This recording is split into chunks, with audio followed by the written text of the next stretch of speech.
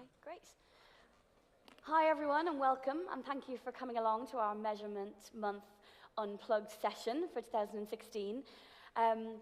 Those of you, I'm recognizing lots of faces in the room. Many of you were involved in 2015's Measurement Month, and we'll probably have lots of questions and helpful hints and tips that you bring as well. So we're going to try to make this session a little bit sort of Q&A-ish. We're going to get you involved and ask you to raise some questions midway through the session as well. This session is, I'm joined by an expert panel, those who have carried out to varying degrees events last year and the year before for Measurement Week. So I'll briefly introduce the panel first off. Jeroen Scholten, who's joined us from the Netherlands, who is the founder and manager director for Publistat. Welcome, Jeroen. Evgeny Laranov, if I'm saying that correctly, who's the CEO ex-Libri Russia Baltics. Francois van Dijk, Operations Manager, Orinoco, South Africa. Welcome. Kali Sakes, that many of you will recognize and know, Executive Director, Insights and Research for Isentia, Australia and Asia. Nicole Morio, who joins us from North American chapter, who's the Director of Research for Global News, for Peppercorn. And finally, Maria Laura Garcia, who's joining us from Peppercorn, and she is President of Global News. No, the other way around. Sorry. Okay, well, welcome. Thank you for joining us. So, just to give you a bit of history to Measurement Month, and I know some of you will be familiar with it, but we started 2 years ago with Measurement Week, and it was an initiative to educate the industry and to share some of our messaging and our frameworks and our principles to the widest possible communications and PR audience. The slides that are flying through on the screen in the background showcase some of the events that took place last year and the year before. Very, very well received and a great success for that first week. And last year we built upon that and turned it into Measurement Month, not least because it's two first letters the same, so it sounds better, Measurement Month, but also because it gave us a lengthier period of time to really spread the message more globally. Last year, for the first time, the Measurement Month initiative went around the globe. It started in Europe, then moved on to Asia Pacific, North America, and then we had an international week at the end where we had lots of digital activity going on across the world. Highly successful, and we reached hundreds of thousands of people, really met all of our objectives. And this year, we are seeking to build on that and again carry out lots of initiatives, give you as organisers lots of tools to do that job well, and to support everybody in making this another successful year. So today's session is very sort of unconferencey. We're going to have a bit of a Q&A with the panel. Try to draw out some of the top tips. Try to learn from the best practice that we've learned over the last couple of years. And try to encourage everybody and show you that actually sometimes it's not that difficult. It can be done quite simply and cheaply. And there are some great ideas, I know, coming from the panel today that I personally will be taking away and delivering for the UK government. So I'm going to come and join the panel, and Jeroen, I'll start with you. How did Publistat use its existing channels? Because I know you were heavily involved in some of your local trade bodies. Well, actually, last year, in 2015, we didn't. We organized an event, a face-to-face event, and we invited just people we knew, mostly clients, and we had 25 people in the room. So it was good fun. But this year I started a covert operation infiltrating in the local PR association and getting access to, well, I think 2,500 PR professionals, being active in working groups and creating their momentum for Measurement Month. So on September 8th we will organize an event. And we can, all the members of this PR association will be invited via their channels. What are the benefits to doing it in that sort of more partnership type way? Well, it's a very efficient way to reach a much bigger crowd than our own clients. We have a lot of clients, but not 2,500 until now. So that's a very easy way. And it's also fun to take part in this PR association. You meet a lot of people and getting everyone excited for measurement. Yeah, great. And why go for face-to-face rather than some of these digital alternatives? Well, actually, because I think face-to-face is the most effective way to get a message across, to stress the importance of sound measurement. And it's also more fun. I like personal contact. And it's also an excuse for us to use our bar in our office. We have our own bar with a real tap. And it's fun for our employees as well, because most of our analysts work mostly in the office. They meet clients now and then, but not that often. So it's a nice way to get them excited as well, to meet the clients personally or other people. So that's fun, and that creates the right culture. A guy from Microsoft yesterday told us it's very important to have the right culture to be successful outside. So that's also a nice effect. Great. And Evgeny, from Russia perspective, what sort of events did you find most successful last year? Well, actually we acted in two general ways. The first one was a series of webinars. We did 3 webinars and 1 offline event. And we covered more than 1,000 PR practitioners, mostly by webinars. And I think this was really successful, especially if, as we did it with cooperation with other industry players. PR news agency Leah Glazel probably is in the room. She was one of the players who took part in our media measurement months, and we got a lot of questions in social media after these webinars from PR people, and the themes were starting from the general understanding of media intelligence opportunities to more complicated PR impact on business, so something like that. And we are going this year. In September there is one of the most important events in PR industry in Russia. This is Baltic PR Weekend, which is held in St. Petersburg in September. So we are going to make a round table there to make it not only online but offline also. Okay.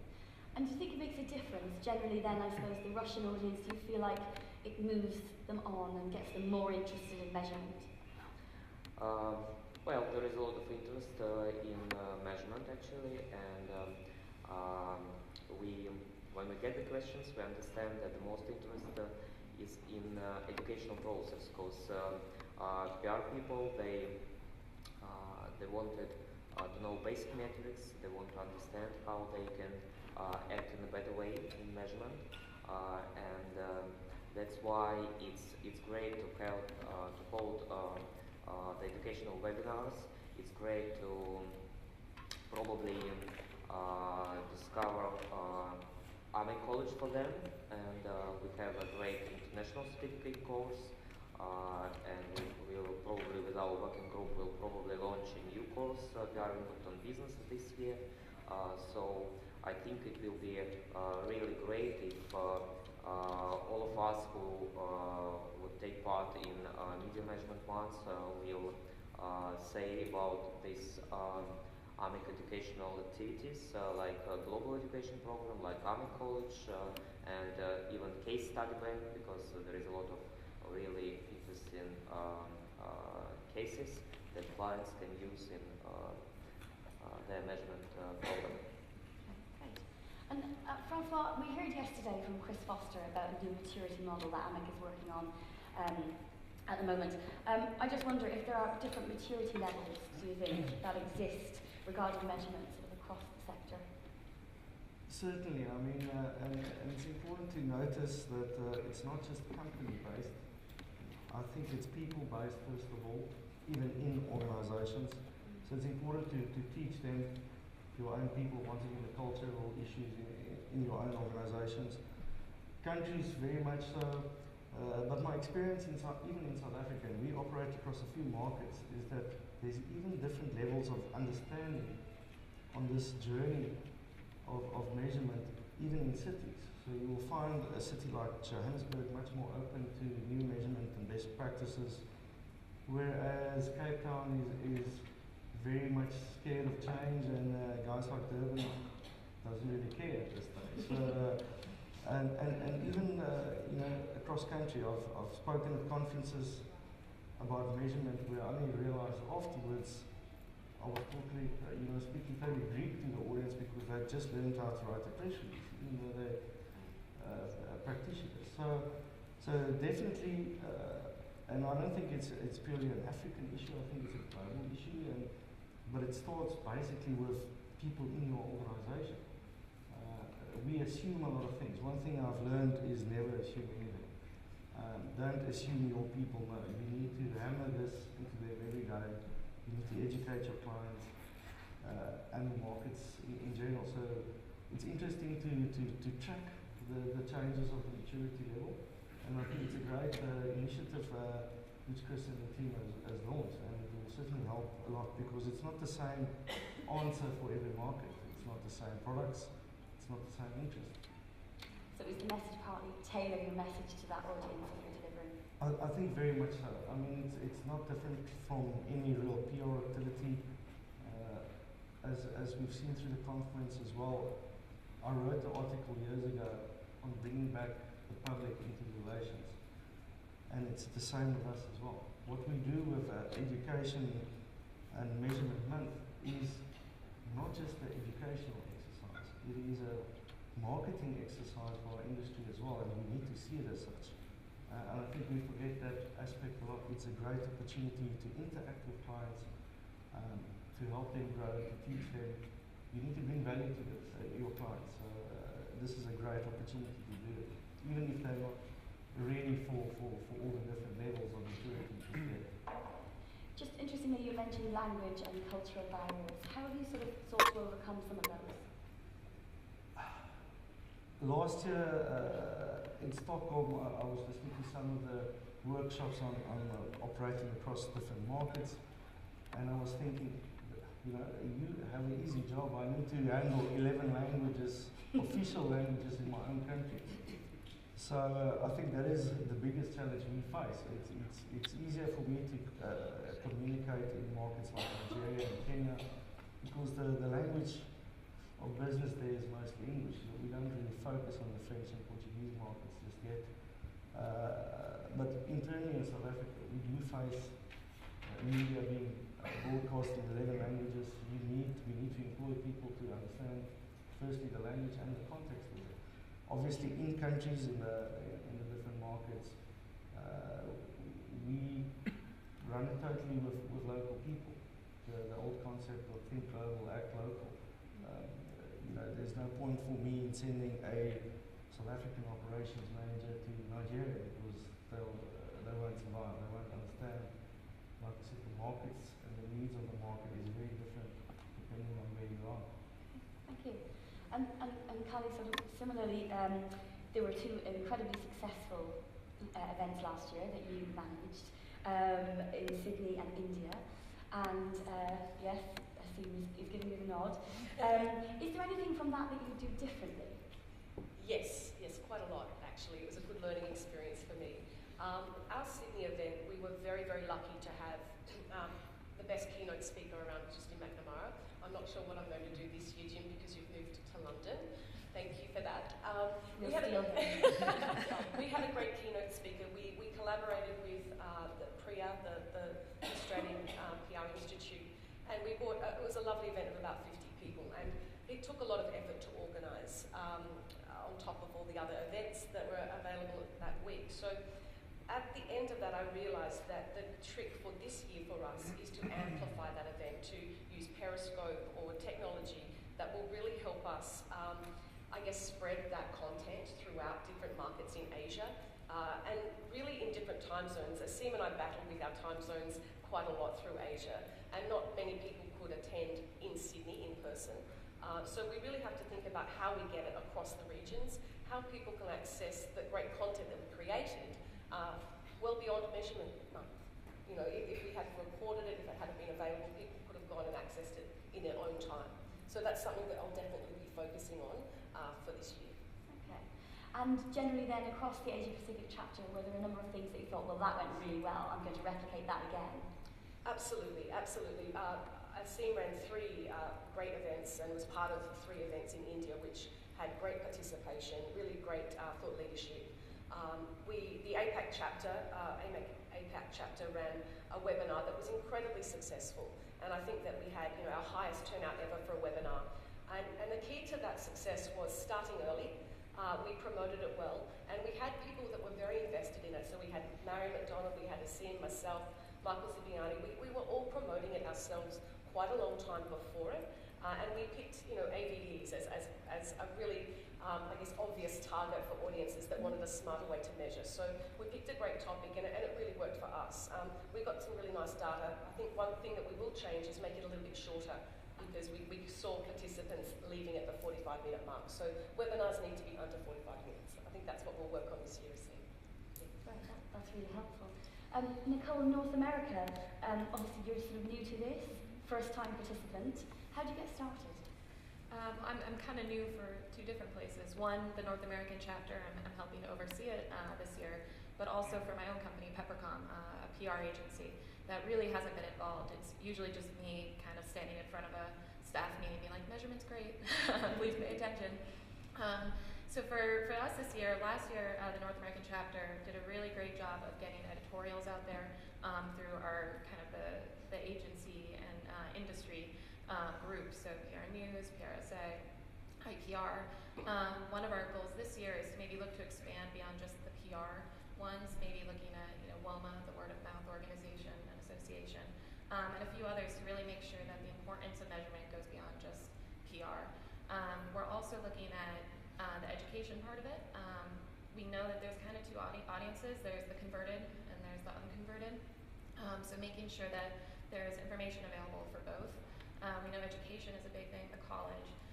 So we're looking at maybe connecting with some of the youth organizations from these areas now too, so that we can get them excited early. And that's kind of our first steps, are getting started early.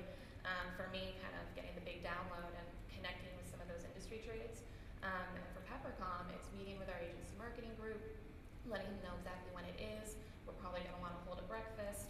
And to keep people interested, it can't just be me preaching at the front of a room. Kind of find some ambassadors and what technology we have for that. You mentioned the youth audience. I mean, will you be tailoring your messages for different audiences? Definitely. So that was one thing we really wanted to focus on. We have some people who are adjunct professors at some local schools in each region.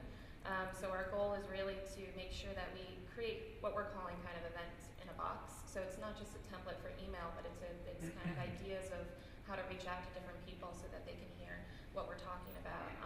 Really make sure that they have access to everything that's on the AMEC website. A lot of times when I speak to people, they might have heard of the Barcelona Principles, or they might have heard of AMEC, but they don't know where to go or what information they can actually find. So making sure that we start early, that we start promoting Measurement Month, where they can find certain things, and then that we can make sure that if there's a webinar that's on the basics, we'll definitely let all the universities know about that, as well as the youth organizations, the young professionals groups, and even in different agencies to make sure that they have access to it. That's very important for us. Thank you. And Laura, there were some incredible events that took place that you were involved in. And if I remember rightly, you transmitted some of them across your offices as well? Yeah, well, we carried out 3 events, 2 at the same time, and one week later in 3 different cities. And the first event was recorded, and we broadcasted to all the other offices where we did not an event. And we invited some clients to watch it.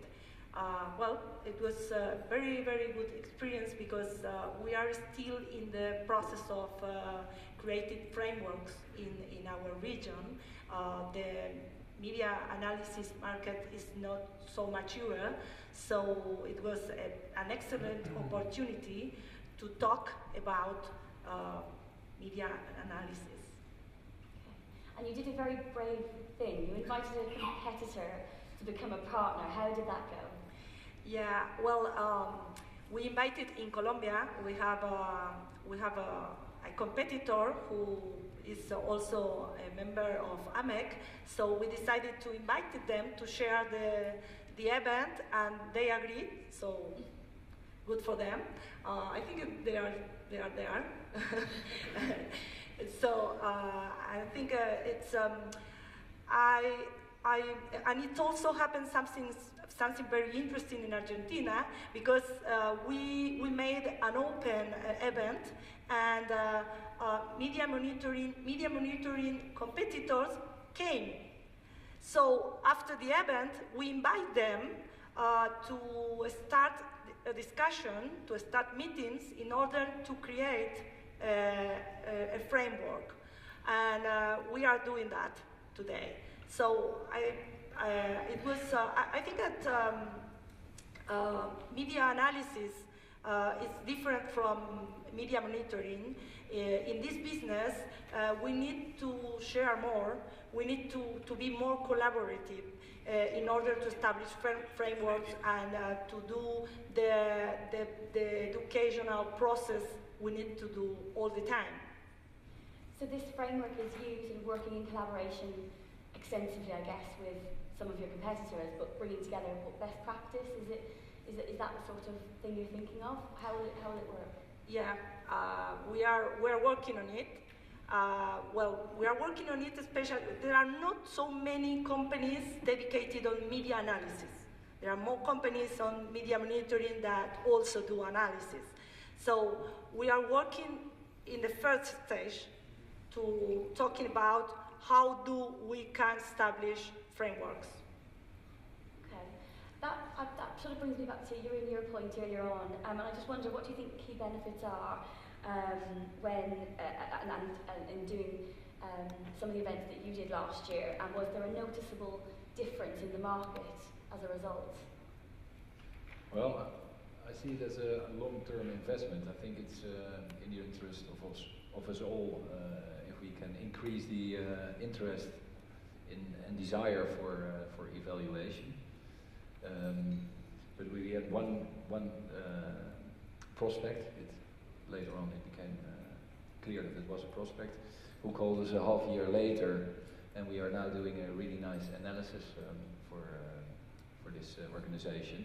But I'm not sure if he wouldn't have called if he was not at our meeting, so that's difficult to say. But for us it is very important to, we are the market leader in the Netherlands, the only full member, so people expect from us that we support initiatives like this and educate the market. And it is also beneficial for our international expertise. We are showing our international expertise. That's what I really like about Measurement Month, that it's a global event. And most importantly, it's fun for our employees and for us to do this. So that's are the most important benefits. Okay. And then perhaps from Russia's perspective, is there anything particular about the sort of media measurement, analysis and sort of evaluation within the market that you think is important to bear in mind? Well, first we need to understand the economical environment, because the situation is pretty tough for the last 2 years, and so the different clients, departments have to struggle for the budget, and the next point is that technology development is cutting the price as well. That's why the clients, especially PR practitioners, they really need to prove their value to the CEO, to the board, and that's why they are pretty interested in measurement, especially in return on investment, in all indirect ways of how they can prove that they need this money for their budget. And there is a huge need of this right now in Russia. That's why they're all ready to listen, and it's a good opportunity for us to educate the market, to show them the best cases how to do this. And finally, Francois, is it fair to say that there's been a bit of leapfrogging going on above and beyond where the European market is? Like I said, we're on various different stages of the measurement evolution on the continent. I think it's important to recognize that many of us are only starting this journey, some of us are a bit more along. I see my friend Yomi Okusonia from Nigeria here, and I'm claiming some credit of actually getting him here, and he's just been the newly elected president of APRA, which is the African PR Association, which is the umbrella body for all the PR associations in Africa, and he's here, so I'm actually very proud of that. We actually had a conference a few weeks back in Nigeria, of which the theme was leapfrogging. I think we may still be in a tadpole space, but I think where we have the benefit is that where a lot of the traditional markets need to unlearn a lot of poor practices, we haven't really learned that practices yet. So we've got the opportunity now, if we act quickly, to implement a lot of the Barcelona principles, the new framework that's getting launched, and I think 80% of the work is really unlearning poor practices. People are scared of change. We've got the opportunity across a wide area of our markets to immediately start running with best practices. And I think it's up to us from the African continent to make sure that we implement it soon. And I think influencers like Yomi is going to be a key partner in making this happen. So it really depends on a few of us individuals over here, so, but the opportunity is certainly there.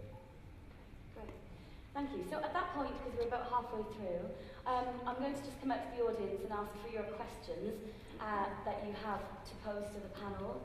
And we have microphones on standby in a couple of places in the room. So have a think about your question. While people are actually mulling that over, can I just ask quickly if anybody wants to answer the question about how you evaluate your evaluation and measurement month? So we hold all these events. How do we know these events are successful? Anybody want to jump in? What we did, first we measured how many participants we got for the events. It was, as I said, a little bit more than 1,000. Then we measured social media. So we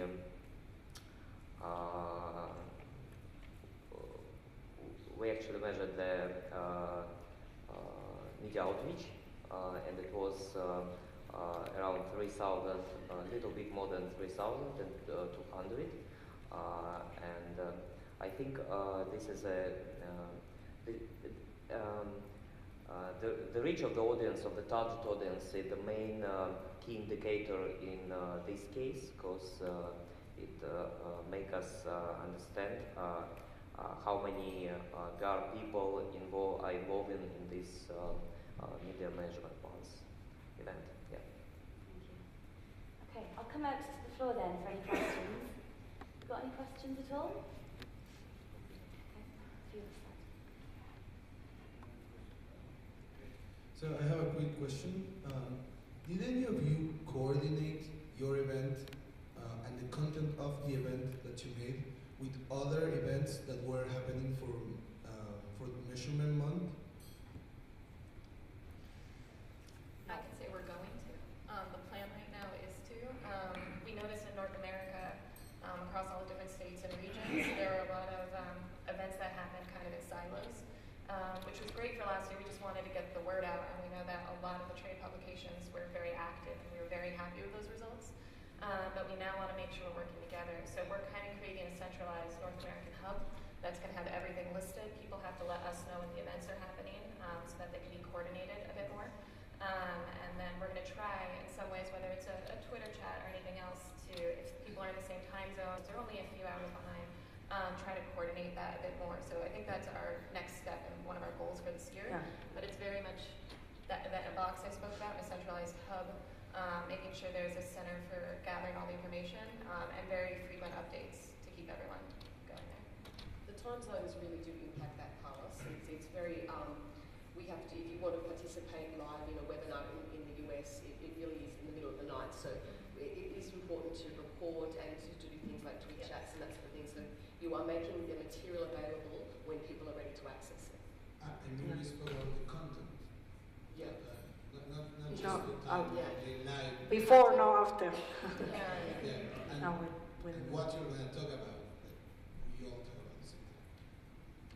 Can I come back to that? Well, Because I think the launch of the integrated framework this afternoon will be an excellent opportunity to use during Measurement Month to explain it to our audiences. And I'm also part of the European chapter, and we are discussing now how we can coordinate that, maybe in some kind of roadshow.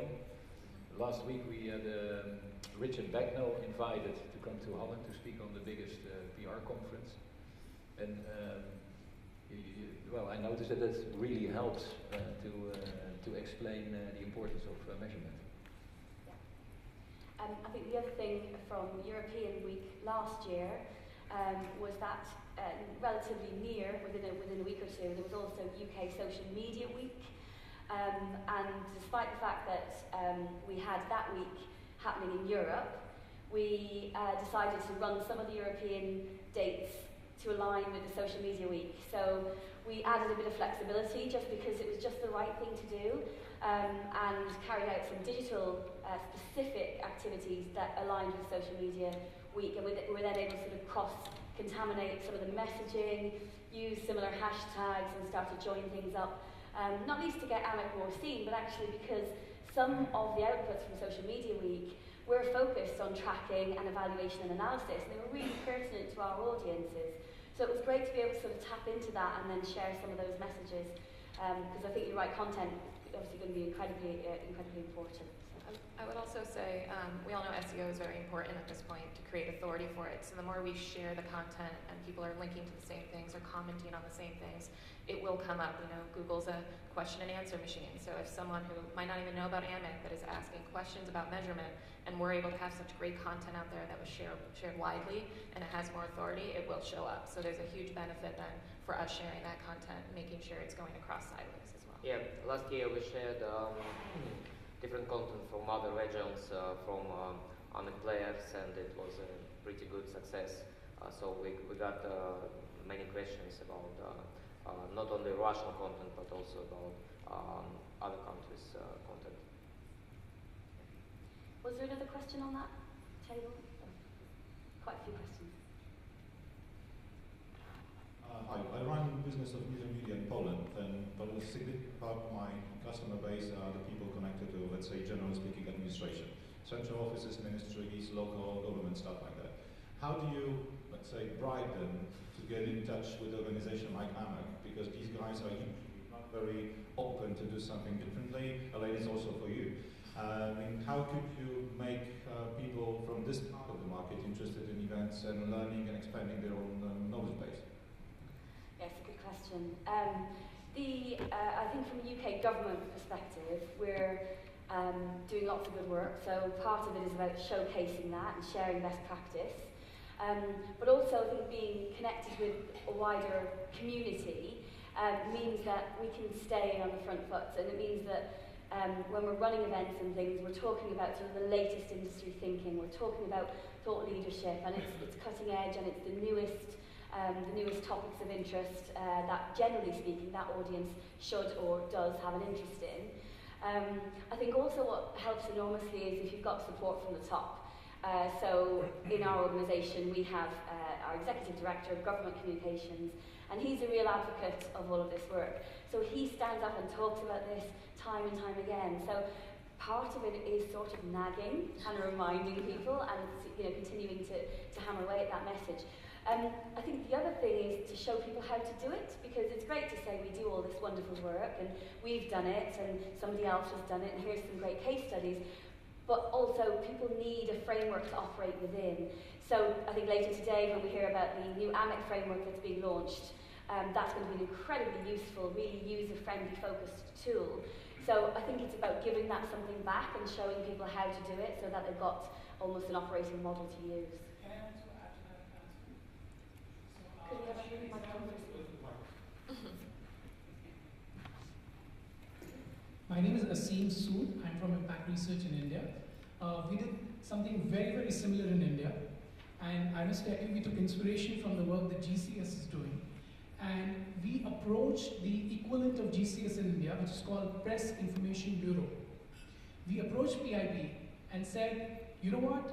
The UK government is doing great work with AMIC. And we used some things that we learned in the last conference. And we went back to the senior-most person at PIB and said, this is what UK government is doing. Would you like us to do a workshop for you? We'll do a free workshop for you. And I can't tell you, we thought they'll not be interested in this, but they were so excited when we talked about, we're going to do a workshop, we're going to tell you how things are getting done in the international markets. They were so excited that they actually organized a large venue for us. We had 50 very senior government officials in that workshop. It was a 2-hour workshop. It was broadcast live to 40 offices of the government in other parts of the country. And we were so impressed that they were so eager to learn. We didn't know that they were going to be so eager to learn. So we used the learning that we had here. We pitched to them. We were able to make that work. We had this workshop, and just on the lighter side, we had a tweet by the Press Information Bureau handle, which was for the last measurement month, the author with the maximum number of followers. They have like 1 million followers, and they tweeted about the event with our hashtag. So I think it's just reaching out to them. I think they are more than interested to look at such issues. So this is what our learning in India was. I think in South Africa it's quite easy to get going, guys. We just offer them free breakfast and drinks and they're there. So top tips, steal other people's work and use that. Absolutely fine. No, I mean, that's why we're here, it's to share this sort of stuff. So it's absolutely a good approach. Thank you. Another question.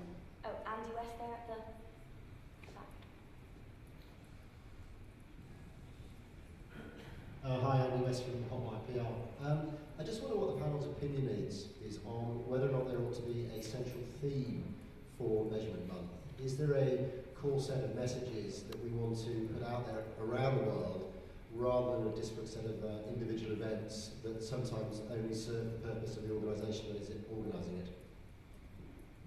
I can take that. I think for the APAC chapter and the APAC region, it's very useful for us to be able to select our own themes and to be able to respond to the needs of the market. I think that we all recognise that each market is in a different mode of evolving, and it's very helpful for people like Asim and I to really focus on topics that in other markets might appear very basic. So the flexibility really does suit us in our markets. And I'd also say we spoke a lot at the last North American chapter, making sure it isn't a look at me presentation. The main ones that will be held in key regions will be a mix of people. It will make sure that we all agree on a theme, to your point. And we want to make sure it's AMIC branding. We're all in this together. We're speaking about it. Now, if a local area wants to use the information we're putting to promote themselves, then that's perfectly fine. But we want to make sure there's a few key events that are not branded for anyone's particular purpose other than AMIC, and make sure that the theme is very clear from the beginning. So I don't know if a global theme would work, to the point that I think it's very different by region, but making sure that it's clear, I think is important. Yeah, of course. Sorry, I mean, I completely agree with the need for the sort of regional influence. But I just wonder if we kind of learned from what we've heard over the last 36 hours around key messaging. What is the message that we're trying to get out there? And is there the opportunity for AMIC actually to provide those key messages to the organisation, so that when we are speaking on behalf of the organisation, we are speaking with one voice, albeit tailored to the very different needs of the individuals in individual markets? That's a really good question. If I just think back to back to last year actually when we developed a campaign in a box, which I know you're very familiar with, Andy. It contained lots of information, lots of links, lots of easy ways to use some of the branding, some of the messaging. I think in terms of evaluating how well that worked last year, it was incredibly well received. But thinking about evaluating, well, did that get our messages through? I'm not sure we evaluated that as well as we should do. So I completely agree. I think that's something that we need to address this year for 2016. And I think it should be a core part of the AMEC offer. So yeah, I mean, I'm in complete agreement. I mean, is there any differing views from the panel? Yeah, I completely agree with this. It could be like measurement is a key for success of communication, so something like that, and it should be like the key messages that we share with everybody, with all other players, and then it will create a huge wave with the world. And use the framework as well. Today we're going to have a framework, so that should provide some brilliant content for everyone to base things on. Yeah, so we'll take another question, Jim. Thanks, Elaine. I'd like to follow up on your question about how do we measure or evaluate Measurement Week. We've heard a lot in the conference, and we know that outcomes and impact is what we should be aiming for. But actually, so far, we've talked about events and webinars and tweets and posts, which are outputs. So I'd like to come back and ask any of the panel, did anyone do a survey of the participants? You would have had their email addresses, a follow-up survey to ask them, have they either changed their behaviour in relation to measurement, which is an impact, or bearing in mind that change may take a time, at least their intentions. Are they more likely to use rigorous evaluation in the future? Has anyone done a survey or follow-up to measure impact? Thank you, Jim, for the question. It's a really good one. We didn't make a survey. We'll certainly do this this year. It's a good idea. But afterwards, when we talk to people in social media, we, according to the questions, according to the discussions, we saw that some of them changed their minds. Some of them decided to educate themselves, and at least maybe 15 to 20%, I think they changed their mind in the evaluation process. I would Can I say come back to it? go ahead. Well, I see it as a part of a permanent campaign to Measurement Month is a part of a permanent campaign to stimulate the interest and the desire for sound measurement. So when I look at outcomes, this year there are more participants from Holland to this summit than ever, and even sponsors. So I see that as a desirable outcome. And we are planning to organize a survey within the European chapter to get a grip on the awareness level in different countries of importance of measurement. So we can use that. For the North American chapter, it was last year's goal was really just making sure we had all the trade organizations on board and either coming to us to know that things were going on. So for this year, we've spoken about, one, making sure that there's a survey, and it's not just going to be for webinars, but everyone will have a link to it that they can send out to their companies, they can send out to if they're at an event and they want to get follow-up, and obviously make branches within it that, did you see a webinar, did you attend an event, did your company do something, so we can follow up on it. I think the big thing is we don't have to do it all of ourselves, we have to empower the people in the chapter to do it. So it's definitely on board. We're also looking at, we know a big thing is education at college, so seeing if we see the amount of people signing up for the courses and everything increase after the measurement month is one of our other kind of outcomes, I guess, we're looking at. And I guess because this is year 3 and it's really only the second measurement month, it is still early days, but because this is the second time we've done the whole month, we actually have benchmark statistics from last year as well. So part of the campaign in the box has a survey link in it. So if you're holding an event, you can use that, and you can, as you suggested, Jim, target the audience, the attendees, and try to capture some information from that. Interestingly, last year, some of those findings told us well, it actually gave us mixed messaging, really. So lots of people really liked the face-to-face nature of some of the events that took place across the world, but some preferred the sort of online versions and the webinars and the tweet chats and things, so mixed sort of 50-50 split on that. But also we added in some questions about recognition of AMEC, so we've got some baseline statistics to use this year, and we intend to do that again this year. The final thing is about, well, what did you really take away from this? So I think one of the slides earlier on was a word cloud of some of the things that were coming through in that survey. And we will look to continue with that this year. And again, we did that in a sort of a targeted way. So it was what could have been better, but what did you not like? What can we change and do differently next time? So we've got some hints and tips from that. But again, we'll ask that question this year and build on that is the plan. If there's one more quick question, we're just about to have time for one more. No? Oh, Asim? Can I share one more example? Sure. Should be on the panel then. Yes. So we conducted 3 events in India. The first one was with the government of India, and we had 45 people in the room, and people in 40 other different offices connected via the video conference. So in total, we were connecting 150 people. The second event was at one of India's largest PR conferences. There we had about 250 people. For the third event, we approached a college, a communications college in India, and they came up with a very interesting idea, and they said, let's charge a small fee for the event, and let's see how many people turn up.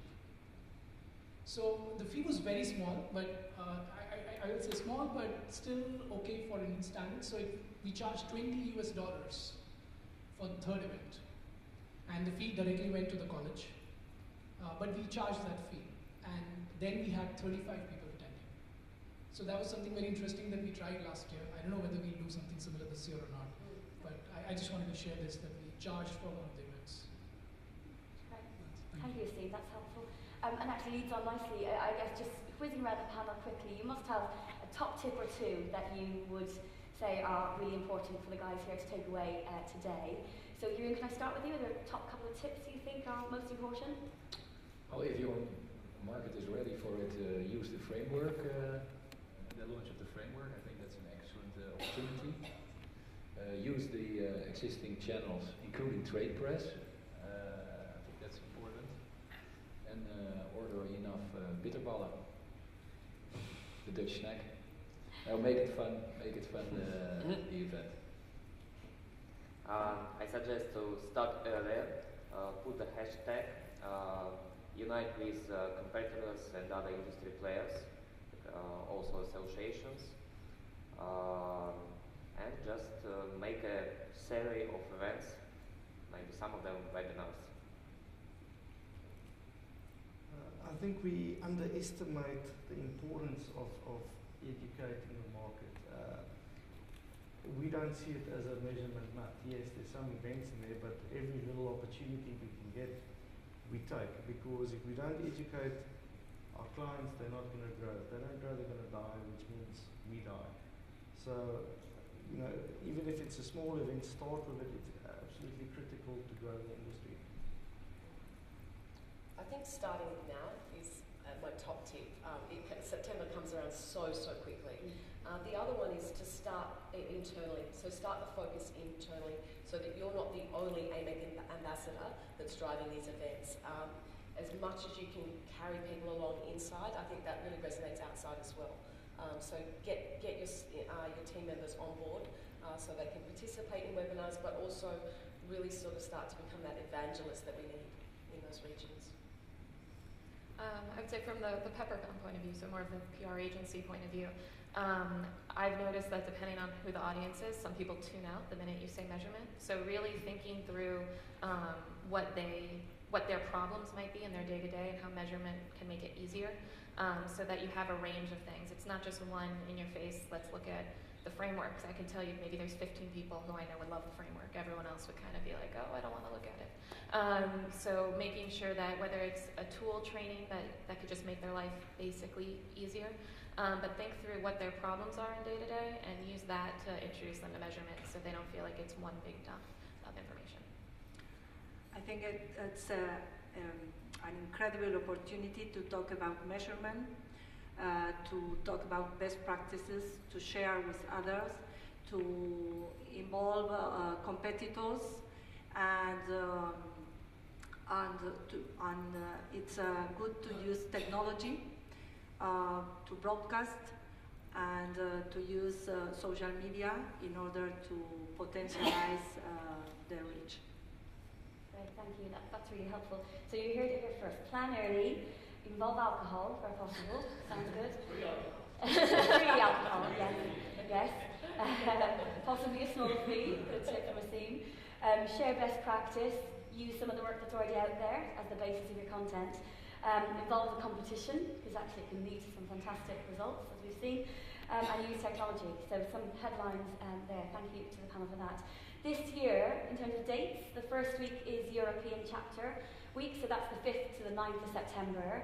The following week is Asia Pacific, 12th to the 16th. Then North America, 19th to the 23rd. And then finally the International Week. And again this year, in the same way as last year, the Twitter handle will be given to that chapter to administer for that week. And last year there was stiff competition, if I remember rightly, between who could sort of reach the widest possible audiences and gain the most sentiment in positive nature and really sort of spread the AMEC messages. So huge thank you today to the panel, and I hope you'll join me in thanking them for their time today. I think that was incredibly helpful, and those top tips we will take away. So thank you for that.